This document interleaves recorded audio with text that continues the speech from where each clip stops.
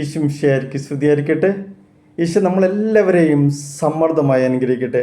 നമുക്ക് സങ്കീർത്തനത്തിൽ 27 സങ്കീർത്തനത്തിൽ 14 തിരുവചനം വായിക്കാം. കർത്താവിൽ പ്രത്യാശ അർപ്പിക്കുവിൻ, ദുർബലരാകാതെ ധൈര്യം അവലംബിക്കുവിൻ, കർത്താവിന് വേണ്ടി കാത്തിരിക്കുവിൻ. Praise the Lord.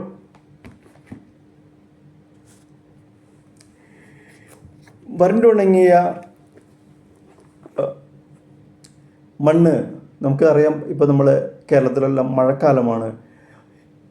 ഈ വരണ്ടുണങ്ങിയ മണ്ണ് ഉഷ്ണക്കാറ്റിൽ വാടി തളർന്ന ഒരവസ്ഥയുണ്ട്. ഇലകൾ അധികം പൊഴിഞ്ഞു കളഞ്ഞ് മരങ്ങളുണ്ടാവുന്ന ഒരവസ്ഥ. പുല്ല് വളർന്ന് ഉറഞ്ഞു നിന്നിരുന്ന പറമ്പിൽ ഒറ്റ പുൽക്കൊടി പോലും കാണാനില്ലാത്ത അവസ്ഥ. എങ്ങും കരിഞ്ഞുണങ്ങിയ ഇലകൾ മാത്രം കാണാവുന്നൊരവസ്ഥ. ഉച്ചവെയിലിൽ പുറത്തേക്ക് നോക്കുമ്പോൾ മനസ്സ് വിഷാദമാവുന്നൊരവസ്ഥ. ജീവൻ്റെ തുടിപ്പുകൾ ഒരിടത്തും കാണാൻ പറ്റുന്നില്ല. എന്നാൽ എല്ലാം എത്ര പെട്ടെന്നാണ് മാറിയത്. അപ്രതീക്ഷിതമായി വന്ന പുതുമഴ ചൂടിൻ്റെ കാഠിന്യം കുറച്ചു. പിന്നാലെ വന്ന ഏതാനും മഴകൾ മണ്ണിനെ തണുപ്പിച്ചുണർത്തി.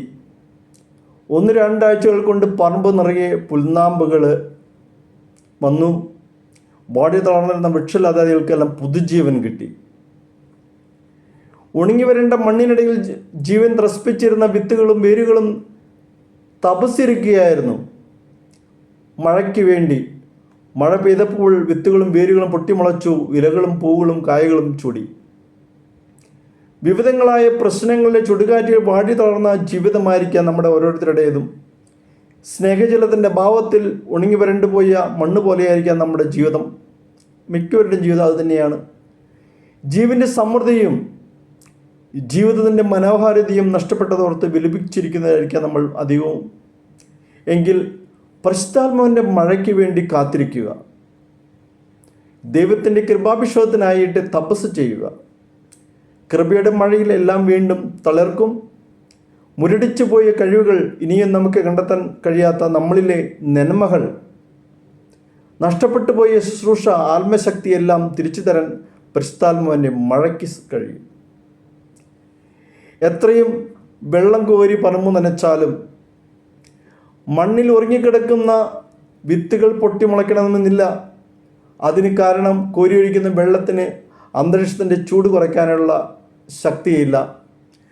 അന്തരീക്ഷത്തിലെ കഠിനമായ ചൂട് പുതിയ പുൽനാമ്പുകളെ കരിച്ചു കളയും. നമ്മൾ എത്രമാത്രം വെള്ളം കോരി ഒഴിച്ചാലും അങ്ങനെയാണ് സംഭവിക്കുകയുള്ളൂ. അവയ്ക്ക് വളർന്നു വലുതാകാനായിട്ട് കഴിയില്ല.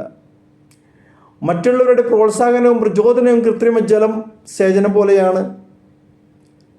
അത് വിത്തുകളിലെ മുളപൊട്ടിച്ചേക്കാം. പക്ഷേ പരിശുദ്ധാത്മാവിൻ്റെ വർഷമില്ലെങ്കിൽ ഈ മുകുളങ്ങൾ വളർന്ന് വികസിക്കുകയില്ല, ഫലം ചൂടില്ല. അതുകൊണ്ട് വരൾച്ചയുടെ കാലങ്ങളിൽ പുതുമഴയ്ക്കായി കാത്തിരിക്കുക. പരിശുദ്ധാത്മാവിൻ്റെ വർഷത്തിനായി ദാഹിച്ച് പ്രാർത്ഥിക്കുക.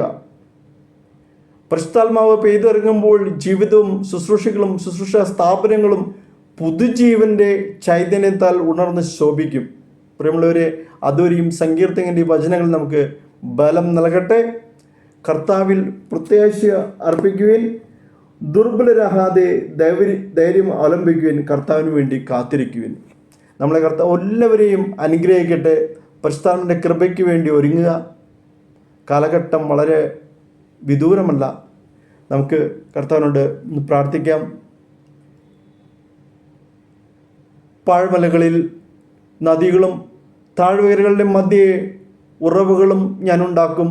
മരുഭൂമിയെ ജലാശയവും വരണ്ട പ്രദേശത്തെ നീരുറയുമാക്കും ഞാൻ എന്നരുളിയ കർത്താവേ, ജീവിതത്തിലെ മരുഭൂമി അനുഭവങ്ങളിൽ തളർന്നു പോകാതിരിക്കാൻ എന്നെ സഹായിച്ചാലും ഞങ്ങൾ ഓരോരുത്തരെയും സഹായിച്ചാലും ശൂന്യമായ ഹൃദയവും വരണ്ടുണങ്ങിയ മനസ്സും പരിശുദ്ധാത്മാവിനായുള്ള ദാഹം ഞങ്ങളിൽ ഓരോരുത്തരിലും വർദ്ധിപ്പിക്കട്ടെ. എല്ലാം നഷ്ടപ്പെട്ട, പ്രതീക്ഷിക്കാൻ ഒന്നുമില്ല തുടങ്ങിയ ചിന്തകൾ ഞങ്ങളെ കീഴ്പ്പെടുത്താതിരിക്കുവാൻ അവിടുന്ന് ഞങ്ങൾ ഓരോരുത്തരെയും വിശ്വാസത്തിൽ ഉണർത്തിയാലും ദൈവമേ, ഞങ്ങളുടെ ജീവിതത്തിൻ്റെ എല്ലാ മുരടിപ്പുകളും നീക്കുവാൻ അങ്ങയുടെ കൃപാവർഷത്തിന് ശക്തിയുണ്ടല്ലോ എന്ന് ഞങ്ങൾ വിശ്വസിക്കുന്നു. അങ്ങ് ഞങ്ങളുടെ ജീവിതത്തിൻ്റെ മേൽ പെയ്ത് ഇറങ്ങണമേ.